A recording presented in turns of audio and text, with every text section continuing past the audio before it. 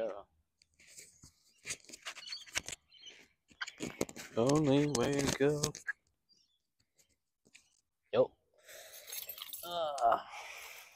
Early mornings. Let's get it.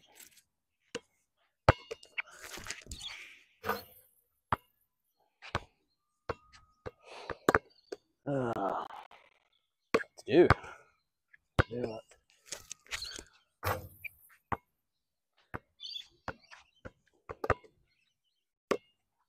Decided to come out early today and get some shots in. Maybe go later tonight, huh? Oh no.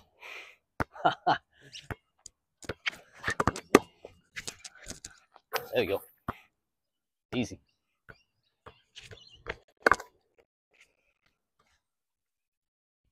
Still trying to get trying to figure out this audio situation. Maybe get some video going.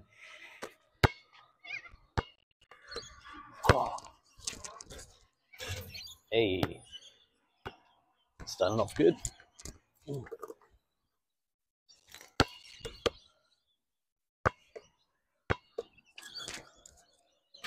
Oh no.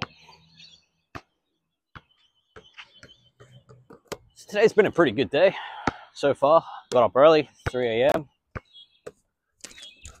Nope. Get out, walk the dog. Took Sally to work. Early shots, huh? Now I'm putting up some shots.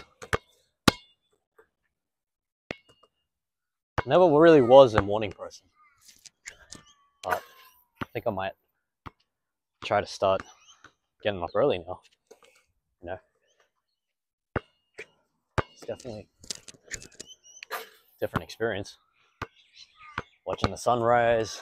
And I was at St. Leonard's before, early, and it's actually quite busy at the park there. A lot of people got up and seeing who getting up before the sun rises. Oh no, that I had that.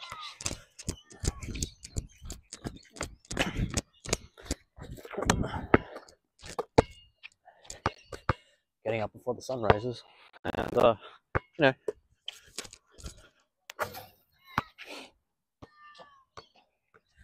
think there's a he's talking to my dog.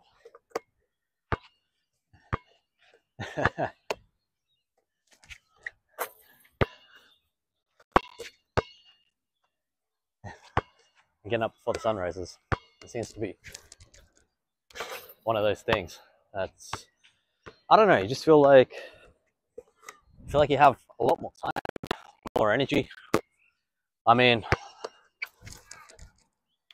about a week ago, I've been doing a lot of early starts because I've been taking Sally to work, and just would crash around 10 to 11. So still trying to work that one out. I don't know. There we go. Easy. Man, I love chain net. So good. So good. Like,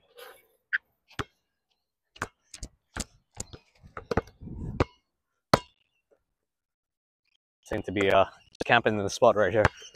I like the spot. Nope, don't like it anymore.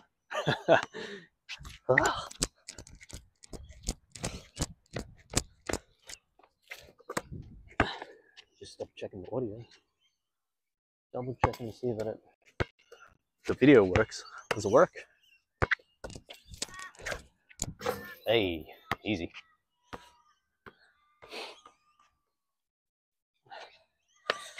So, funny thing is, I used to be really shit at shooting. Still am not that great. I'm okay, I think. Oh, like that. But easy.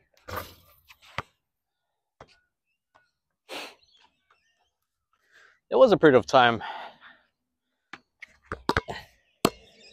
was a period in my life where I actually could play sports for a while, for about 6 months. You know, when you guys watch some of the content, you know that I went through topical steroid withdrawal, which is an interesting experience. It took 5 years to get better. Oh, no.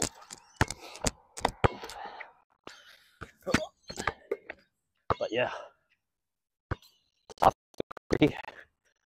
first month was hell. I was actually in the Bahamas at the time on a cruise at a place called Coco Cay Beach. It's a private island with only like 2 people living on it, but the cruise liners would basically go there, dock off there for a day, and you know, people would come out and they go and chill on the beach in the middle of the Bahamas. You know, that's how it was. It's kind of the setup that they had at the time. And you know, I stupidly thought that I would be able to get over the detoxing period in like less than a month. That was kind of my thought process. And you know, I thought I was a pretty mentally tough guy at the time. You know, I haven't really had any real significant health challenges up until then. I was like 25, 24. But yeah, it really caught me off guard. Even though I researched it, a lot of people said it took like 3 years, 5 years to get better. But you know, I looked at it and I was like, yeah, I'm gonna just beat this thing in like a month. And boy, was I wrong. It's pretty bad. I ended up at the beach. This is about 2 weeks after I stopped, so I didn't bring any of my creams with me because I used to have eczema cream that I would take around everywhere if I traveled overseas. And this time I didn't bring anything on purpose. And I kind of just threw myself in the deep end. And I was on the beach, Coco Cay. I remember this. Skin was flaring up. Starting to transition back into this what's called red skin syndrome. If you look it up on Google, it's pretty bad. But so it was really starting to play up. And you know, I was in one of the most beautiful places in the world. Beautiful beaches of the Bahamas, bright sunny day. You know, had a bunch of friends there, and I couldn't get in the water. I tried to. Stepped in the water for a bit, and it felt like stepping into a furnace. You know, the salt water literally burned my skin, almost as if it was like fire. And I couldn't do anything. So I realized that time that, you know, health is pretty important. And it's something I take for granted a lot of the times. Even up until now, I still take it for granted. You know, I seem pretty fine now, but every time I play basketball, I remember there was a time where I really couldn't for 6 months. You know, straight after that started, I was kind of bedridden. I couldn't do shit. I was at home. You know, I couldn't even sleep in the bed anymore. So we ended up getting a futon, putting on the ground, because my body temperature, I couldn't regulate it properly because it was going through what's called healing crisis. And a healing crisis is basically shit gets worse before it gets better. But with topical steroid withdrawal, they would have what's called flare cycles, which would last for about like a week or so, which means that you have an intense period of itchiness and shedding of skin and stuff like that, and then it will kind of like plateau out. And these cycles would just start again and again and again repetitively over about a week cycle, and then well, actually started off a lot faster than that. So it would happen like 3 times a day, then it dropped down to about once a day, then it dropped down to about once every 3 days, and then it dropped down to about once a week. And then the healing crises, they get longer and longer over time. And eventually you get to a point where, you know, you've been through enough and your body has kind of built up the strength to really figure itself out, you know. And that's where I was at. I was at the beginning of the beginning, right at the start, you know. And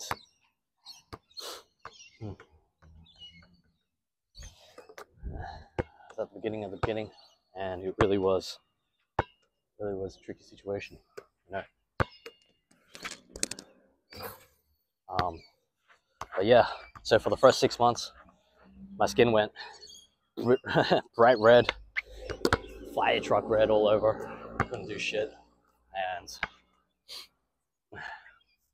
I had an insatiable itch that wouldn't go away. You know, I was operating on like 2 hours of sleep every night, and just wasn't happening. You know, I couldn't do anything. You know, lucky I was working at this place called Offence at the time, and it was me, my manager, and one other chick, and we were running the shop by ourselves. So fortunately, didn't really have to move much. So I just sat there the whole time, and you know, it got me going. So I went to work every day, and weren't that busy of a shop. Just kind of copped it, you know. And for 6 months, I couldn't do any exercise, couldn't do anything, right? And when I started playing basketball again, you know, really, really, really helped me a lot. The challenge with the detox thing is that early on in the stages, you can't do the normal things that people normally do for detoxing, right? They want you to, you know, go to the beach, get some salt water and stuff, but you really can't, because it burns like fire. So other people recommended using like coconut oil, you know, some natural products and stuff like that, but they just really didn't do anything. Yeah, so what a life, huh? But although as bad as and challenging as it was, it's really not that bad. Well, not bad, but at the time it's challenging.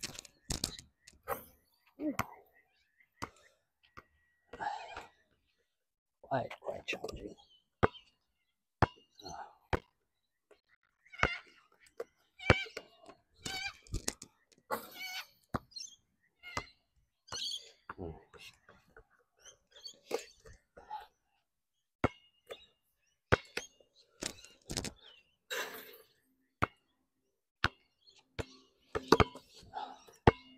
So yeah, so I got into working on my shot.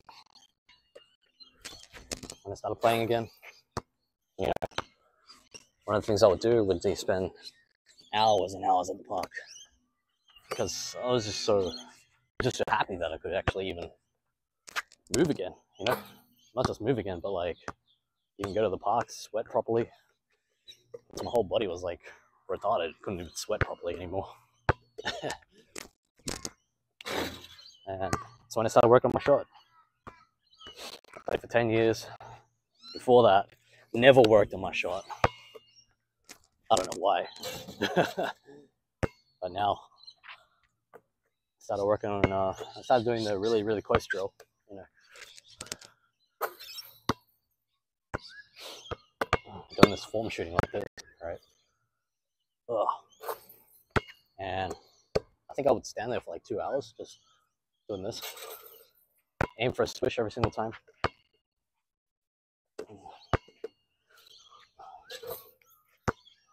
Oh man, I love the chain. It's so good.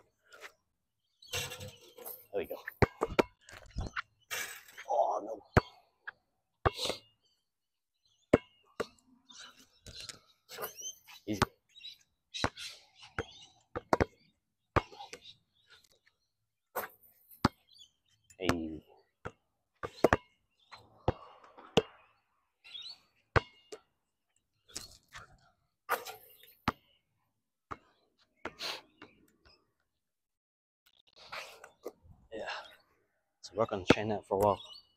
I work on my shot for a while. Easy. Ah, no.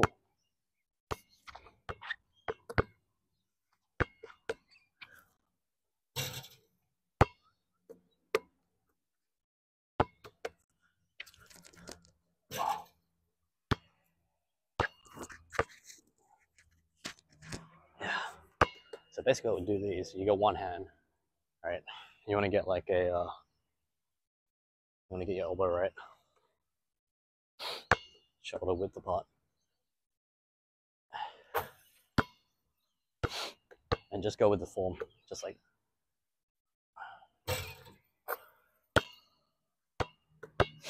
And you want to aim for as high as you can, because what that is, especially for me being short, I'm only 5'4", what, like 70 kilos, kind of fat.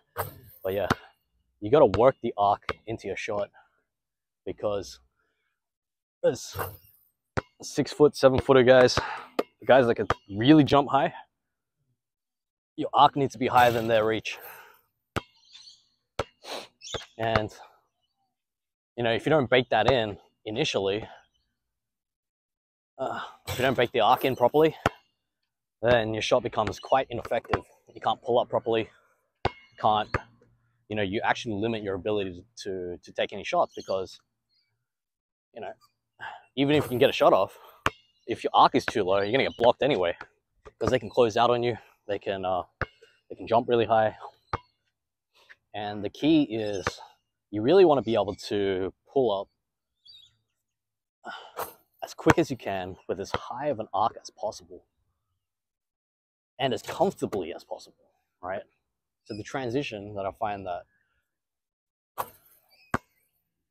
is the most difficult is pulling up off the dribble, because that motion from like here, that move right there, like when you're dribbling and pulling up like this, like dribbling and pulling up like this, that's what messes up your angle, because you're pulling up from the side or using whichever shooting pocket that you have. You need to be able to shoot from both shooting pockets, all right? So you need to be able to shoot from your right and your left. Be able to pull up from your left-hand side, pull up from the right-hand side. Your shot has to be the same on either side of your shooting pocket. Because if you're going to shoot from one pocket, then you guys can guard you. And also it's going to be difficult. I can't even make these.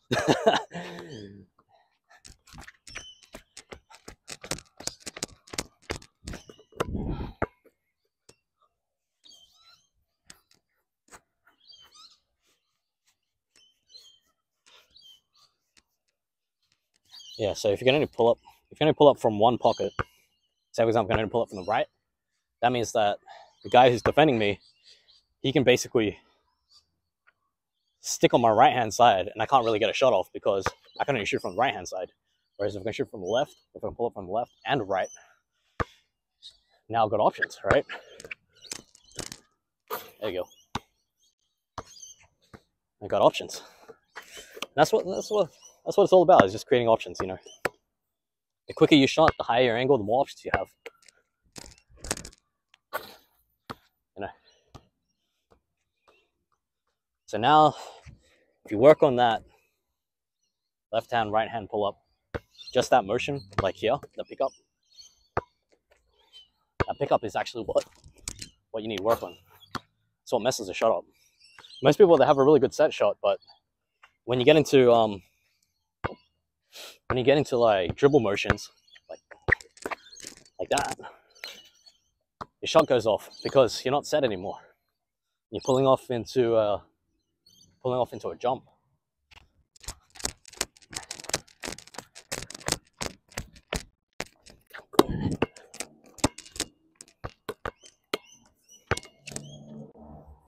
Yeah.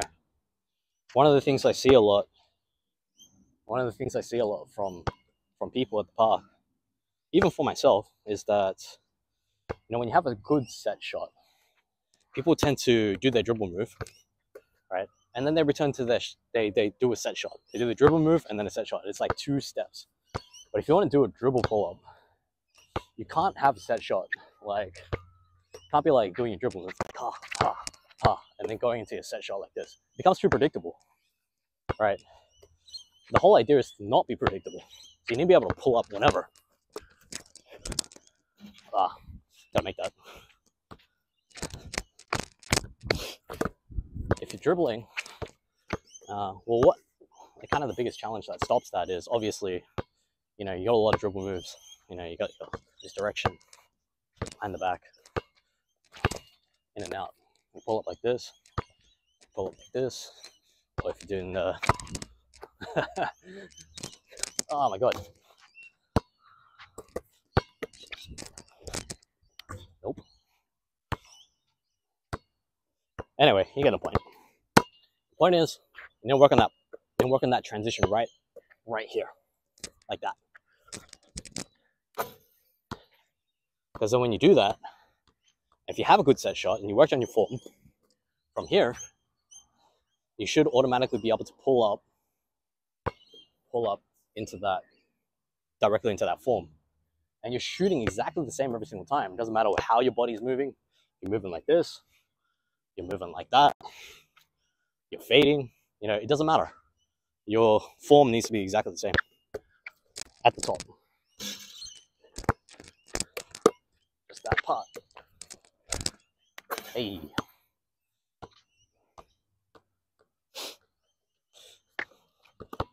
Yeah, and that's what I worked on for, I don't know, a good year and a half when I was still recovering. It took ages. Easy. And, you know, if you spend a lot of time working on just shooting, just the fundamentals of shooting, it really opens up a lot of your game. For me specifically, I'm super short. I would say I'm like beyond shorter than normal. I'm usually always the shortest person. Not that quick either. I'm not that athletic. Some of the short guys can jump really high. They're really, really quick. I'm not that quick. Okay. So I gotta play a different way, you know?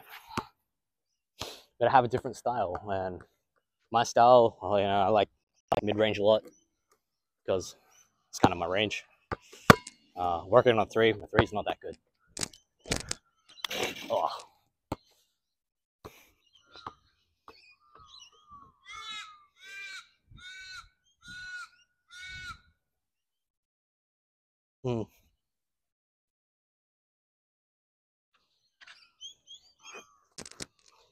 Yeah, so my style is to really work on the footwork, create separation as much as I can, keep my dribble alive as possible, because the longer you can keep the dribble alive, the more moves you can put into. I think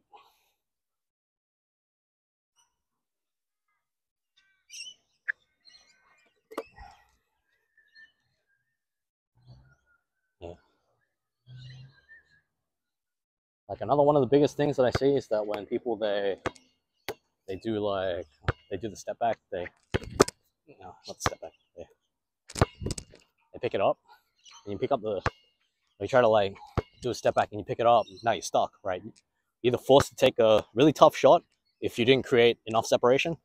The guy can close out, which most of the time they can because I'm short. All right, now you're really stuck. All right, it's gonna get blocked. So you either have to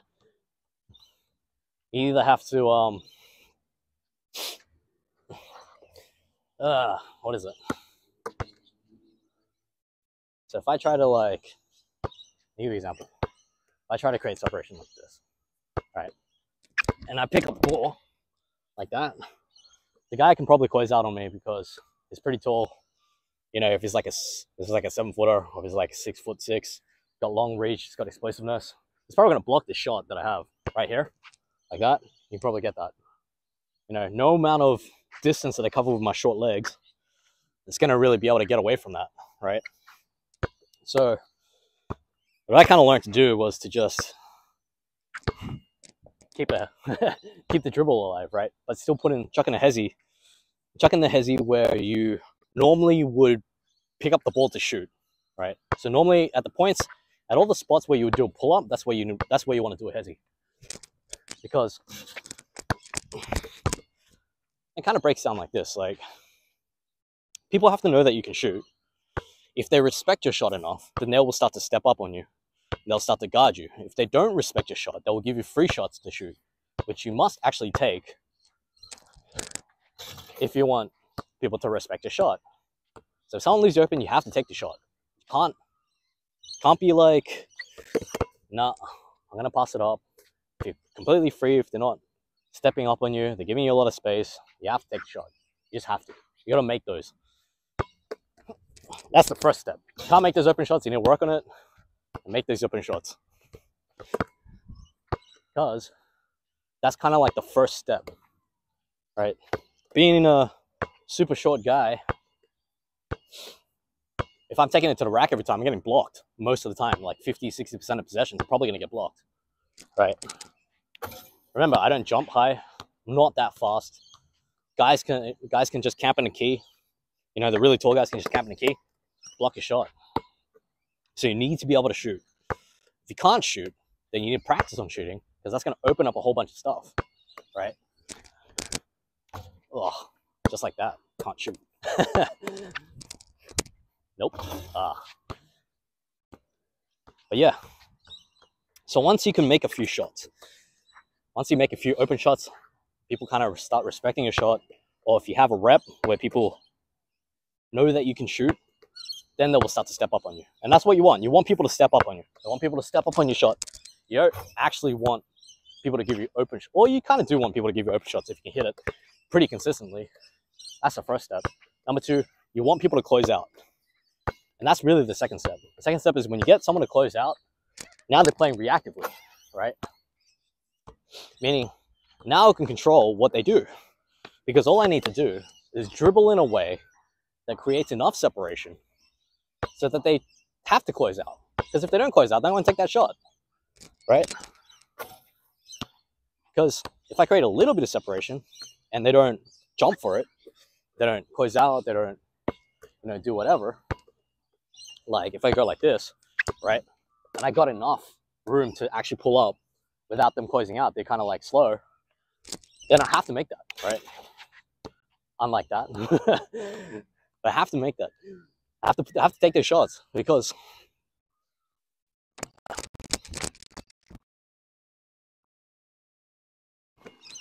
let me try it from this way.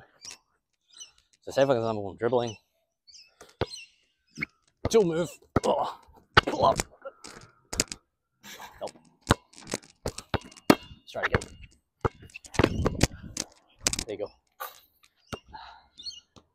You have to take those shots because once you start creating separation and they don't step up, so that's the second step. So if you're on a standstill position, you check the ball, standstill position, they give you free shots, you gotta take shots, all right? Second one is you start creating separation, or a little bit of separation. They don't step up on your separation, you have to shoot those as well. Once you got them stepping up on your separation, this is the fun part. The fun part is when people step up on your separation, now you can chuck in the hezzies and the pump fakes and all that kind of stuff. You just keep your dribble alive. It's just they have to guard up on it, right? So if you're like dribbling, even if I just go like this, all right, they don't know if I'm going to shoot them. And it doesn't seem like a big thing, but keeping them on in a complete state of reactiveness is what actually is the offense. And that's what makes it difficult, because they can't tell whether you're going to pull up or take it to the rack, you know? And this is going to open you up for like drives.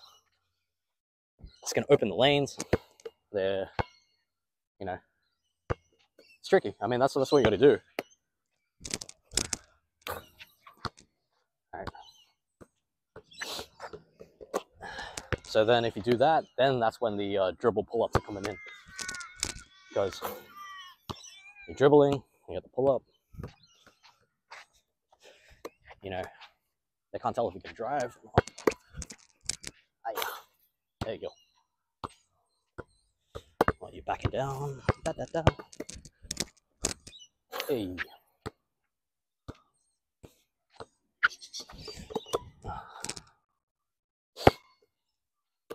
Yeah, I mean, that's the essence of the mid-range. And just really get really good at hitting those. Oh.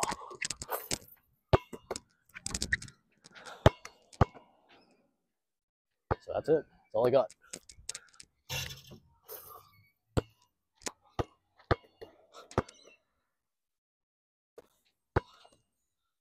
Do. Hey, that's nice. Remember, angle. You gotta get the angle in. Arc. You gotta get the arc. The higher the better, especially if you're shorter. The higher the better, especially if you're shorter. Have to get it as high as you can. Over the backboard. If it's comfortable for you. You don't want to be stretching your shot too much, but pull-up has to be comfortable. No. Bake it into the shot. If you bake it into the shot, it's going to make it even more difficult because they're going to close out and they're jumping. When they do close out, it's going to make it even difficult for them to get that shot, get that block. Really got to stretch for it. And then it becomes shot selection. You know, all you have to do is choose the right shots, choose the right spots, get to the right spots. If you have a lot of spots, it's a lot easier. If you have a lot of spots, it's a lot easier. This is why the mid-range game is actually quite underrated right now, because majority of people don't have a mid-range game. Most people have a three-point game. They got a drive, the slashes, you know, you got Euro step, they got all these moves, right? But they can't hit mid-range shots. So either you just guard them up on the three, right? Either you just guard them up on the three, or you have to stop the drive. You know, guys go in the post to have a spin move. Usually, the drop step, the spin move. Watch for that. But you know, if you have a really, really, really solid mid-range, that's unpredictable, that's consistent, they can pull up left hand, right hand dribble. If you add that on top of, if you already have 3-point, if you're already a slasher, if you're already tall, I mean, remember, I'm only 5'4", I'm very short.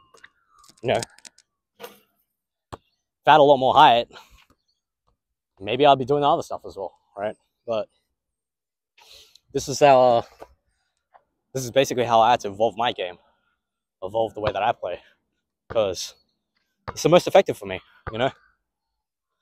You know, learning how to move off ball, using off ball screens, setting off ball screens, you know, getting open. It's actually quite easy to get open in 4-on-4, but hitting open shots from the mid-range, etc., etc. That's where it comes in. That's the game. It's the game in a nutshell.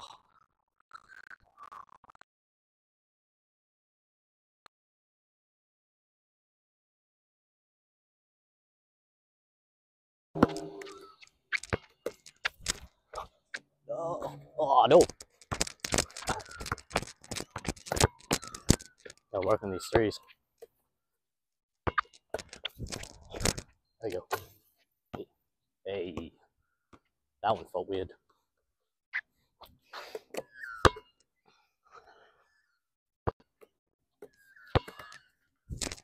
No.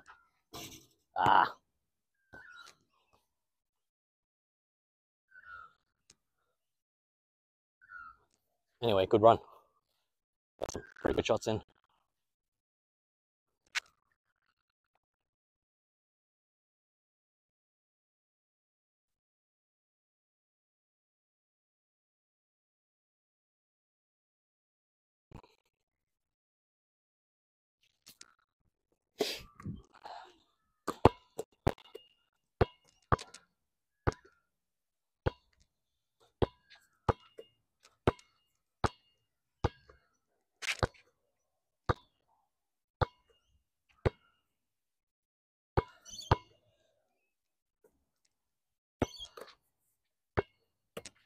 Some pretty good shots. Hey. working a floater game. Oh. Been smoking too many layups lately. I didn't make these. Oh no! What the hell?